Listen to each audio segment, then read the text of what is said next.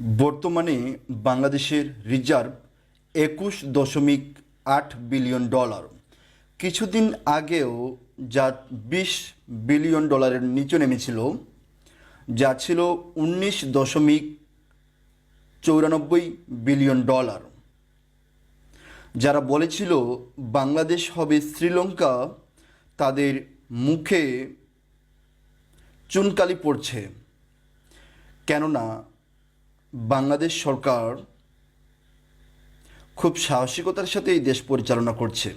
বাংলাদেশ কখনো শ্রীলঙ্কার মতো হবে না ইনশাল্লাহ।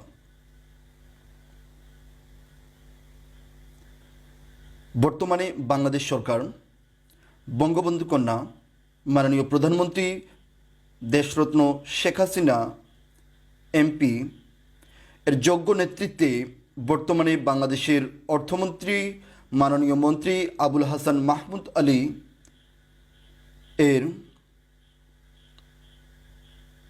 অক্লান্ত পরিশ্রমে বাংলাদেশের রিজার্ভ আবার দিনের পর দিন বেড়ে চলছে। আমরা আশাবাদী খুব শীঘ্রই বাংলাদেশের রিজার্ভের পরিমাণ আরও বেড়ে যাবে।